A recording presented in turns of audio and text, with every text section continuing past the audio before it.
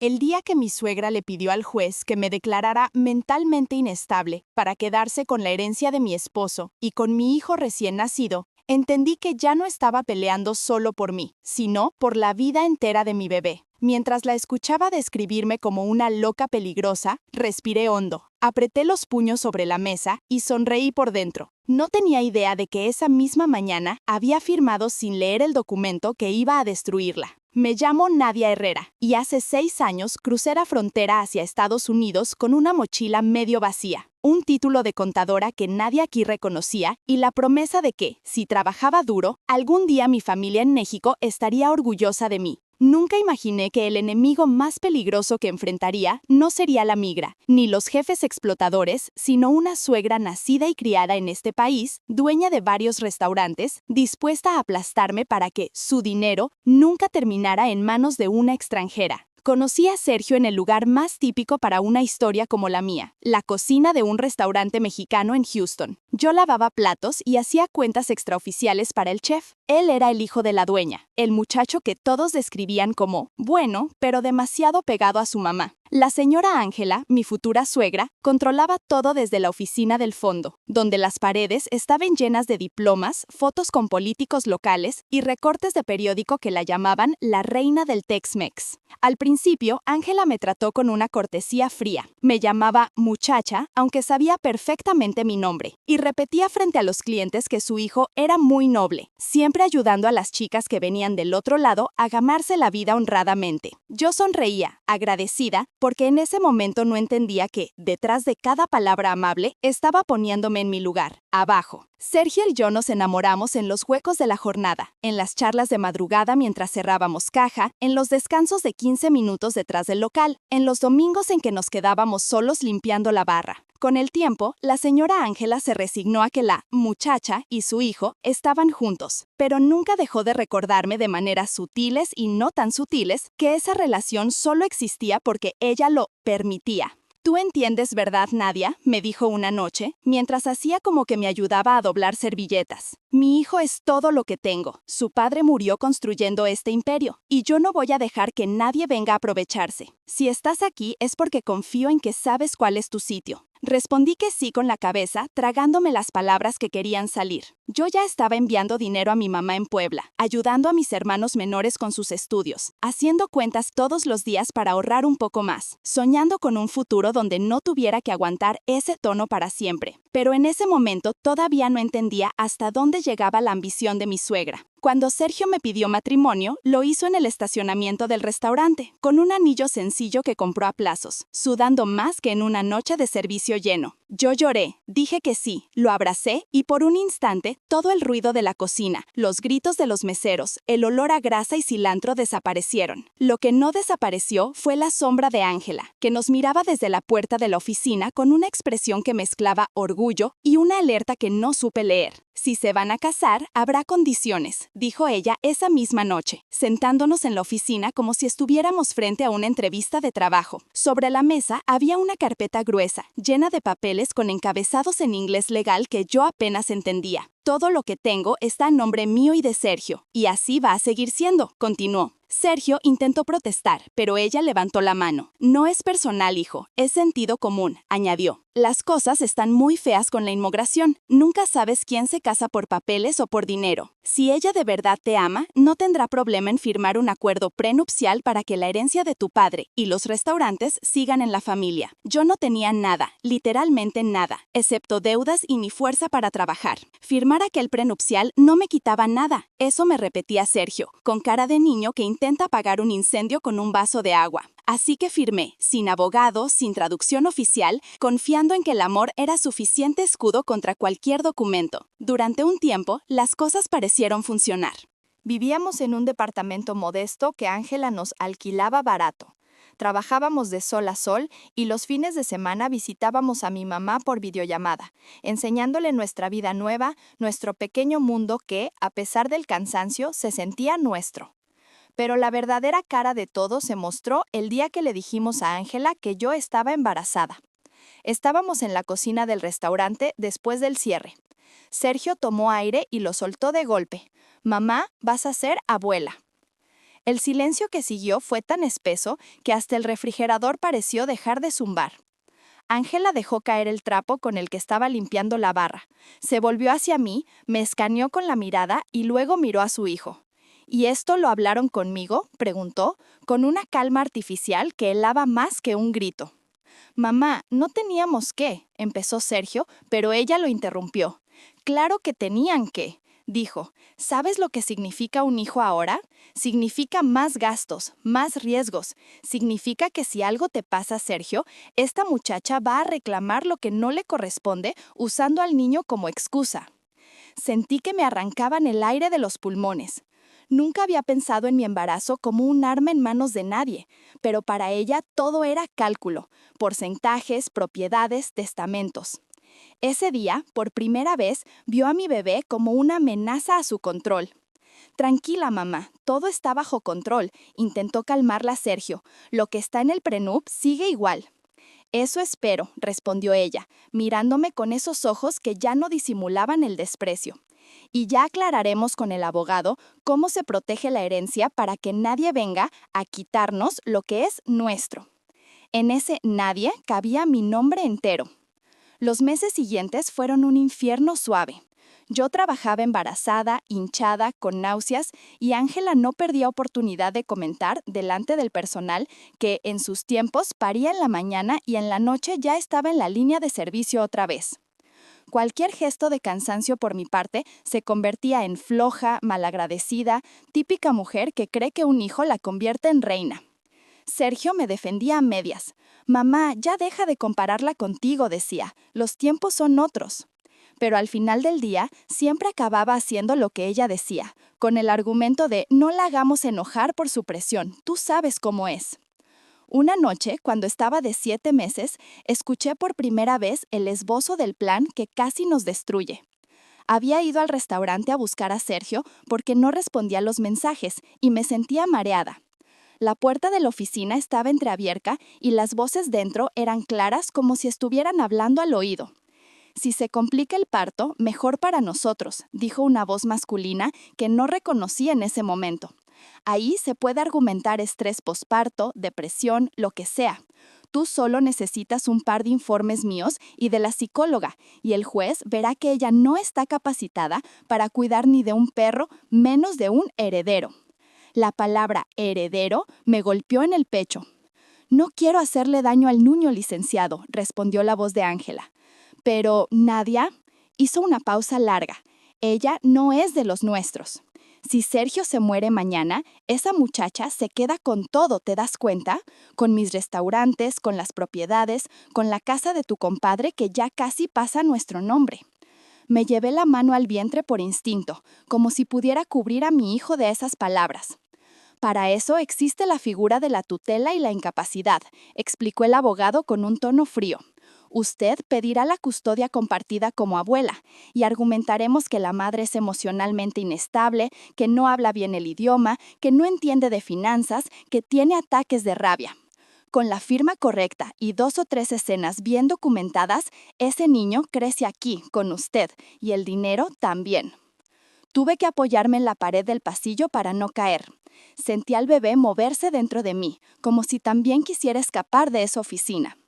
No sé cuánto tiempo me quedé ahí, pegada a la puerta, escuchando cómo decidían mi futuro y el de mi hijo como si fueran moviendo fichas en un tablero. Cuando por fin pude moverme, no entré gritando, ni enfrenté a nadie. Caminé hasta el baño, me miré en el espejo y vi a una mujer pálida, con ojos agotados, que ya no podía seguir siendo la muchacha agradecida. En ese reflejo, algo se endureció para siempre. Esa noche no dormí. Sergio llegó tarde con olor a cigarro e intentó abrazarme como siempre, pero yo me hice a un lado. Tenemos que hablar, le dije, y aunque mi voz temblaba, mis palabras por primera vez no pedían, exigían. ¿De qué hablas, Nadia?, preguntó Sergio, frunciéndole ceño, cansado, como si el único problema en su vida fueran los proveedores del restaurante. De tu madre, de ese abogado, de cómo estaban planeando quitarme a mi hijo antes de que nazca, usando papeles y mentiras. El color se le fue del rostro.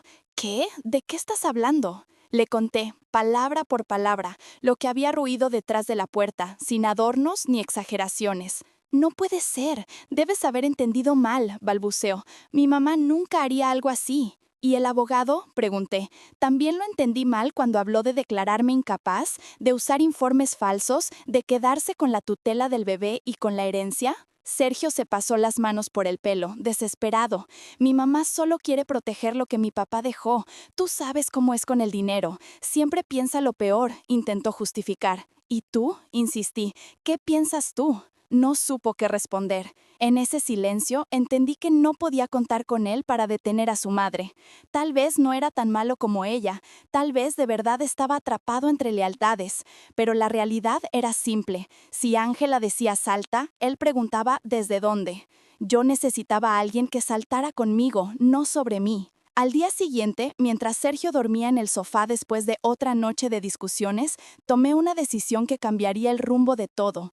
Pedí ayuda fuera de esa casa. Recordé a una clienta habitual del restaurante, la abogada puertorriqueña que siempre dejaba propina generosa y que, más de una vez, me había dicho en voz baja: si algún día necesitas entender un papel que tu jefa te pone delante, tráemelo, mija, no firmes nada sin saber. Su tarjeta seguía en el bolsillo de un delantal viejo. Su nombre era Laura Rivera. La llamé desde una cabina porque no quería que Ángela ni Sergio vieran la llamada en el registro del teléfono de la casa. Mi voz temblaba mientras le explicaba por encima lo del prenup, la herencia, el plan de incapacidad. Respira, me dijo Laura al otro lado de la línea, y escucha, no estás loca y no estás sola. Trae todo lo que tengas al despacho esta tarde, contrato prenupcial, cualquier papel que te hayan dado a firmar, mensajes, todo. Y sobre todo, a partir de hoy, no firmes ni un solo recibo sin mandarme foto antes. Fui a verla con una carpeta modesta pero cargada de miedo. Laura revisó el prenupcial, frunció el ceño en varios puntos y luego soltó una risa irónica. Tu suegra es lista, pero no tanto como cree, comentó. Este documento protege sus bienes, sí, pero también tiene grietas que se pueden usar a tu favor. Me explicó que, aunque yo hubiera firmado renunciando a reclamar parte de los restaurantes y propiedades adquiridas antes del matrimonio, la ley del Estado protegía ciertos derechos mínimos, sobre todo relacionados con custodia y manutención del menor. Además, los intentos de declararme incapaz sin base real, usando informes comprados, podían volverse en contra de Ángela si se demostraba la manipulación. Pero lo más inesperado fue otra cosa que Laura encontró al leer las notas al margen del prenup. Aquí hay una mención al fideicomiso Herrera Luna, señaló, mostrando una cláusula en letra pequeña. ¿Sabes qué es eso? Negué con la cabeza. Jamás he oído esas palabras. Laura tecleó algo en su computadora, comprobó registros públicos y luego me miró con una mezcla de sorpresa y rabia. Tu suegra no solo está protegiendo lo que ya tiene, dijo, está usando el apellido de tu familia en México para un fideicomiso que mezcla dinero de aquí y de allá. Si tu papá o tu abuelo te dejaron algo, aunque sea un terreno perdido en Puebla, lo han metido sin que tú lo sepas en esta estructura para tener control. Las piernas me temblaron. Yo siempre había creído que no tenía nada de allá más que recuerdos y llamadas a mi mamá cada domingo. La idea de que Ángela estuviera moviendo incluso lo que no era suyo me revolvió el estómago. ¿Qué puedo hacer?, pregunté, sintiendo que el mundo se agrandaba y se volvía más amenazante. Laura se recostó en la silla y entrelazó los dedos. Lo primero, empezar a documentar todo, dijo. Grabaciones, mensajes, cualquier comentario de tu suegra sobre declararte loca, sobre usar al niño para la herencia. Lo segundo, continuó, vamos a registrar oficialmente tu embarazo y tu condición emocional con un psicólogo de confianza, para que cuando ellos intenten pintarte como inestable, tengamos el historial contrario firmado por un profesional serio. Y lo tercero, Nadia, es que tienes que aprender a fingir. A partir de hoy, para ellos sigue siendo la muchacha dócil que lo firma todo sin preguntar. Salí de esa reunión con algo que no tenía desde hacía meses, un plan. Volví a casa, abracé a Sergio y le dije que había ido al médico por mareos, que necesitaba reposo, que quizás su mamá tenía razón en que estaba demasiado sensible. Él, incapaz de leer la ironía, me besó la frente y fue corriendo a contárselo a Ángela. Los días siguientes se convirtieron en un teatro cuidadosamente ensayado. Dejé el celular grabando en la cocina cada vez que ella entraba. Anotaba en una libreta, con fechas, cada comentario, cada amenaza velada, cada insinuación sobre quitarme al niño si no hacía caso. Por la noche, enviaba todo a Laura por correo seguro, como si fuera contrabando emocional. Ángela, confiada en que yo seguía siendo la misma, empezó a bajar la guardia. Los insultos pasaron de susurros a frases claras, dichas frente al personal. Cuando nazca ese niño, veremos si te lo dejan tener. Di gracias que mi hijo te recogió. Cualquier otra te habría mandado de vuelta a tu país. Cada frase era un cuchillo, pero también una bala de prueba para el juicio que se avecinaba. Sergio, mientras tanto, jugaba a dos bandos sin darse cuenta. A veces me prometía que nunca dejaría que su madre me quitara a nuestro hijo, y al día siguiente firmaba documentos que ella le ponía delante sin leer, confiando en que la abogada de mamá sabe lo que hace. Laura, cuando vio esas firmas en copias que logramos conseguir, negó con la cabeza. Tu esposo está cavando su propia tumba legal, dijo, pero eso no sirve, porque demuestra que él también está bajo la influencia de Ángela. Nuestro objetivo no es destruirlo a él, Nadia, sino quitarle a su madre la capacidad de decidir sobre tu hijo y tu vida.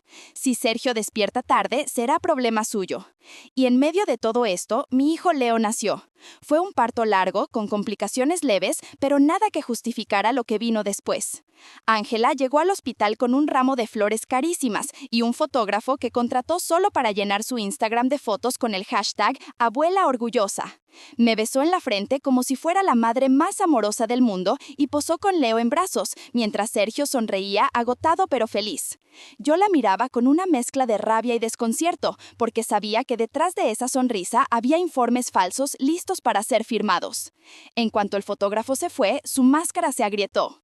«Mira, muchacha», susurró, inclinándose sobre mi cama. «Yo sé que has tenido tus momentos difíciles. Todos hemos visto cómo te alteras, esos llantos, esos ataques cuando las cosas no salen como quieres. No te preocupes, yo voy a ayudarte a que nadie piense que eres una mala madre». Sacó de su bolso una carpeta. «Aquí hay unos papeles que la psicóloga del seguro necesita que firmes», dijo, «para protegerte si se presenta algún problema con el niño». Reconocí el nombre de la psicóloga que había oído en la conversación con el abogado. Era parte del plan. «Estoy muy cansada, suegra», respondí, poniendo en práctica lo que Laura me había enseñado. «¿Puedo llevármelos a casa y leerlos con calma?» Ángela frunció el ceño, incómoda. «No hay nada que leer, son formularios estándar, pero haz lo que quieras, siempre y cuando los tengas firmados para mañana». Esa misma noche, desde la cama del hospital, le envié fotos de cada página a Laura. Su respuesta llegó 10 minutos después. «Ni se te ocurra firmar nada de eso. Es exactamente lo que planeamos que intentaran hacer. Ya están desesperados». A partir de ese momento, cada firma que Ángela esperaba de mí se convirtió en una demora, una pregunta, una excusa. Unas semanas después, Laura me propuso algo que al principio me dio miedo, pero luego entendí como la jugada maestra. «Vamos a darles cuerda», dijo. «Si de verdad quieren declararte incapaz, tendrán que forzar una audiencia, un juicio. Y en ese escenario, con todas las pruebas que ya tenemos, la que va a quedar expuesta será ella». Yo no quería que mi vida se convirtiera en un espectáculo, pero ya no tenía opción. Si no los enfrentaba, se llevarían a Leo poco a poco, con medidas provisionales, visitas supervisadas, informes trampa. Prefería un gran terremoto una vez a vivir temblando cada día. Así que cuando llegó la citación del Tribunal de Familia, esa misma que Ángela celebró como su victoria anticipada, yo ya tenía todo preparado. Había horas y horas de grabaciones, reportes médicos que confirmaban mi estabilidad emocional, registros de maltrato verbal, de manipulación, de amenazas veladas contra mí y contra Leo. Y, lo más importante, tenía en mi poder una copia de un documento que Ángela jamás pensó que vería luz, la carta privada donde mi padre desde México autorizaba a su nombre el uso de un terreno familiar, con una condición escrita a mano. Esa condición decía: «Cualquier beneficio que se genere de mis propiedades, dentro o fuera de México, será para mi hija Nadia y sus hijos, y nunca podrá ser transferido a terceros que no sean de su línea directa de sangre». Ese papel, que Ángela había querido esconder dentro del famoso fideicomiso, se convirtió en la bomba que pondríamos sobre la mesa justo cuando ella intentara presentarse como la única capaz de manejar el dinero para el bien del niño. Laura lo guardó en una funda plástica como si fuera oro. Y aquí voy a hacer una pequeña pausa, no para ellos, sino para ti que estás escuchando mi historia. Si alguna vez has sentido que nadie ve lo que de verdad pasa dentro de tu casa, que te pintan de loca solo por defender a tus hijos o tu dignidad, te invito a suscribirte a este canal y activar las notificaciones. Aquí, al menos, esas voces que suelen ser silenciadas encuentran un lugar donde se cuenta todo, con nombre y con pruebas. Porque lo que pasó en aquella sala de audiencias no fue solo mi venganza, fue la demostración de que una suegra, por más poder y dinero que tenga, no siempre gana cuando del otro lado hay una mujer preparada para pelear con la cabeza y no solo con el corazón. El día del juicio, el edificio del tribunal familiar estaba más frío de lo normal, o quizá era mi propio cuerpo el que temblaba por dentro.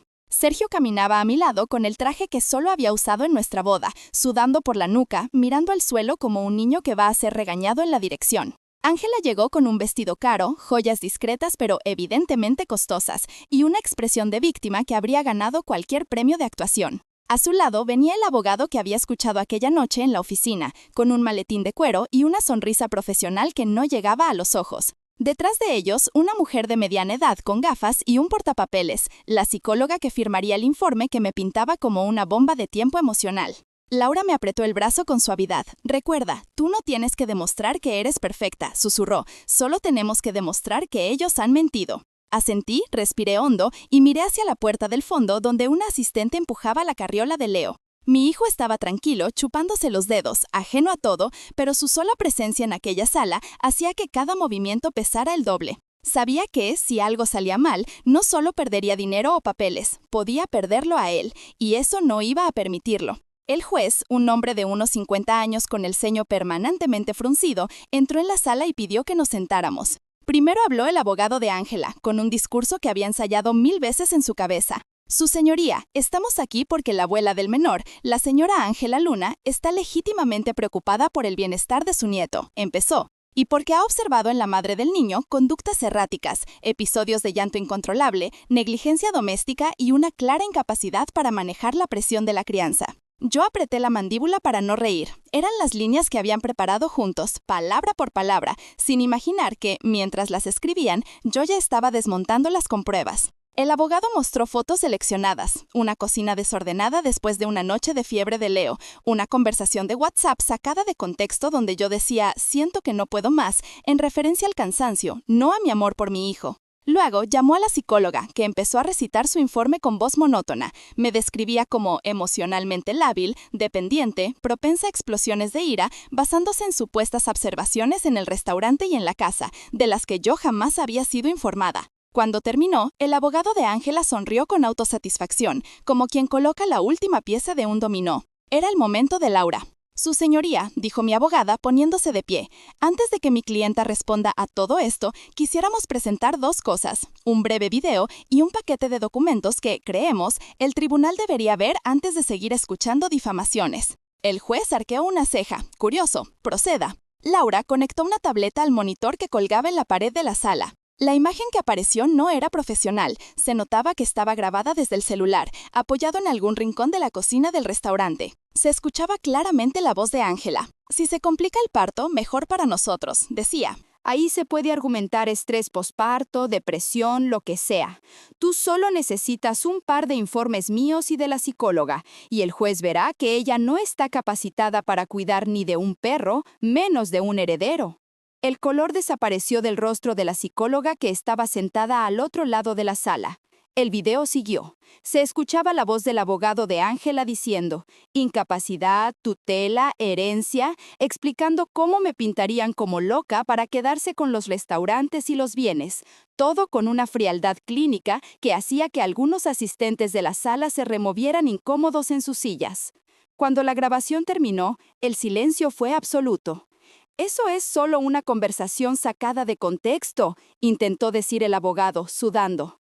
«Sacada de contexto», repitió Laura, con una ceja alzada. «Interesante, porque justo después de esa reunión, su cliente y esta psicóloga empezaron a recopilar el tipo de fotos y comentarios que acaba de presentar como prueba de inestabilidad. Y ahora, su señoría, le pido permiso para llamar al estrado a la señora Nadia Herrera». Me levanté, caminé hasta el frente y juré decir la verdad. Laura me hizo preguntas sencillas, sobre mi rutina, sobre cómo cuidaba a Leo, sobre mi historial laboral, sobre las veces que había sido yo quien cubría emergencias en el restaurante mientras Ángela se iba de viaje. Cada respuesta mía desmontaba la imagen de mujer inútil que ellos querían construir. Luego Laura sacó otra carpeta. Aquí tenemos informes de 2 psicólogos clínicos independientes, sin relación con esta familia, dijo, que han evaluado a mi clienta durante los últimos meses. Ambos coinciden en que no presenta ningún trastorno que la incapacite para la crianza. Al contrario, destaca su resiliencia pese a vivir bajo presión y maltrato psicológico por parte de su suegra. El juez hojeó las hojas, interesado. Y ahora, su señoría, continuó Laura, querría llamar al estrado a la señora Ángela Luna. Mi suegra palideció, pero no podía negarse. Se levantó, se acomodó el collar y caminó hasta el frente como quien va al cadalso disfrazado de reina. Señora Luna, empezó Laura, ¿puede explicarnos por qué, en esa grabación, habla usted de beneficiarse de posibles complicaciones en el parto de su nuera? Yo estaba nerviosa, balbuceó Ángela. No quise decir eso literalmente. Estaba preocupada por mi nieto. En la grabación, insistió Laura, usted dice textualmente, ese niño crece aquí, con usted, y el dinero también. ¿A qué dinero se refiere, señora Luna? Ángela miró hacia su abogado como buscando un salvavidas. A la herencia de mi esposo, a los restaurantes, dijo al fin. Yo solo quiero proteger lo que hemos construido. Aunque eso signifique quitarle a su niño la posibilidad de crecer con su propia madre, preguntó Laura. Yo no le estoy quitando nada a nadie. Esa muchacha no sabe manejar dinero. Se va a gastar todo en su familia allá en México. Esas palabras fueron un disparo que rebotó en las paredes. El juez levantó la mirada, severo.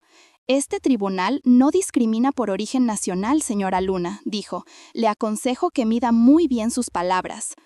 Laura asintió con una leve sonrisa.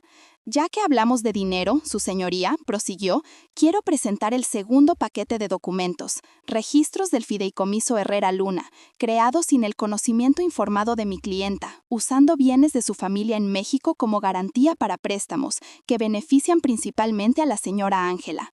Y, adjunto, la carta original de don Ignacio Herrera, padre de Nadia, donde especifica claramente que cualquier beneficio de sus propiedades es exclusivo para su hija y sus descendientes directos. Ángela intentó abalanzarse sobre los papeles, pero Laura fue más rápida y se los entregó directamente al juez. Sergio, en la mesa de al lado, parecía a punto de desmayarse. Por primera vez veía con toda claridad que su madre no solo quería proteger lo suyo, sino también lo mío. Lo que vino después fue casi un trámite.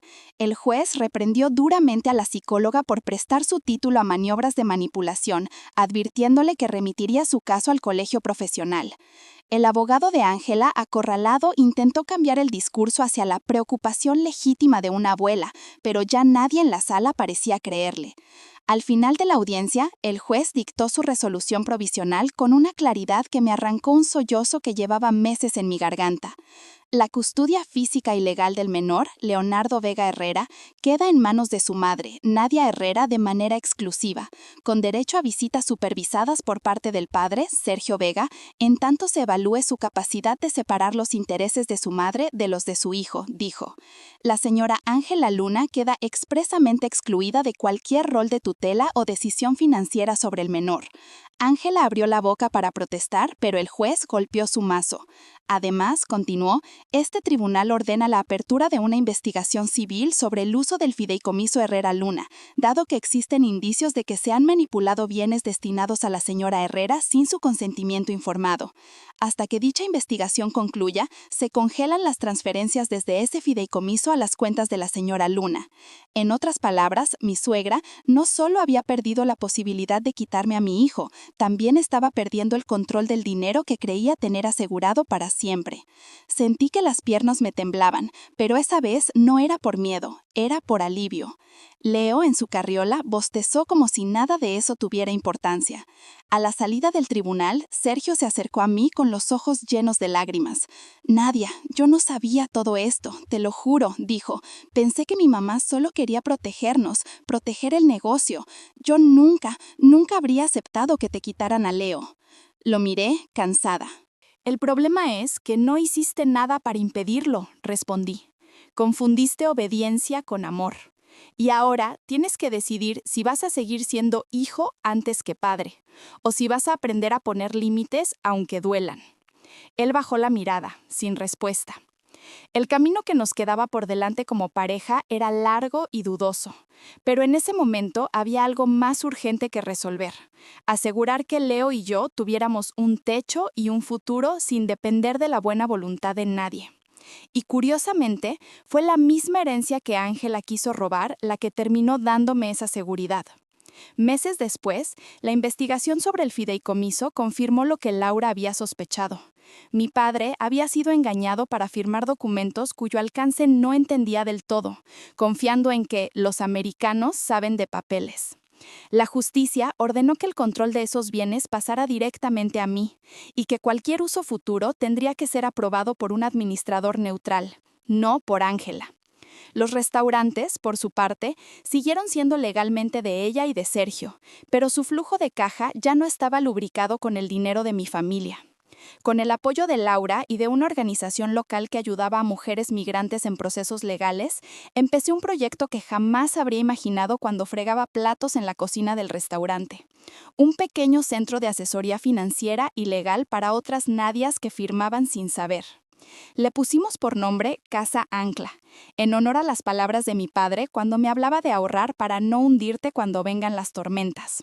En pocos años, ese centro creció gracias a donaciones y aparte de los intereses de mis propios bienes, esos que una suegra ambiciosa quiso usar solo para sí. Y Ángela siguió con sus restaurantes, pero su imagen de reina del Tex-Mex se resquebrajó cuando empezaron a circular demandas de antiguos empleados por maltrato, y cuando su psicóloga de confianza perdió la licencia. Sergio, poco a poco, fue entendiendo que proteger a su madre no significaba cubrir sus abusos. Nuestra relación pasó por terapia, por separaciones temporales, por idas y venidas. No fue un cuento de hadas donde todo se arregla de golpe con una sentencia. Lo único que se arregló del todo fue mi disposición a volver a ser la mujer que agachaba la cabeza. Hoy, cuando llevo a Leo, que ya no es bebé, sino un niño curioso que pregunta demasiado, al centro Casa Ancla, él corre entre las mesas, saluda a las mujeres que vienen con carpetas llenas de papeles y me pregunta por qué hago esto. Yo le digo, porque hubo un tiempo en que casi nos quitan todo por culpa de alguien que decía querernos, y no quiero que ninguna otra mamá pase por eso sin saber que tiene opciones. Él asiente, sin entender del todo, pero se sienta a colorear mientras yo explico a otra mujer cómo leer un contrato de prenupcio, sin vender su alma. A veces, por la noche, me sorprendo imaginando cómo habría sido la vida si yo no hubiera escuchado aquella conversación en la oficina del restaurante, si hubiera firmado esos papeles en el hospital sin preguntar. En todas esas versiones alternativas, Ángela gana, y Leo crece sin mí o conmigo vigilada como si fuera un peligro. Entonces, miro la realidad que tengo, con todas sus imperfecciones, y doy gracias por haber aprendido a pelear con la cabeza fría. Si esta historia te ha tocado, si te ha recordado algo que vives o que viste cerca, quiero pedirte algo muy sencillo. Suscríbete a este canal y activa la campanita, porque cada vez que le das voz a una historia como esta, ayudas a que muchas otras mujeres entiendan que no están locas, que no están solas y que a veces la mejor herencia no es el dinero, sino el valor de decir: a mí no me van a pisar nunca más. Y quién sabe, tal vez algún día la historia que se cuente aquí sea la tuya, ya no desde el dolor, sino desde la victoria.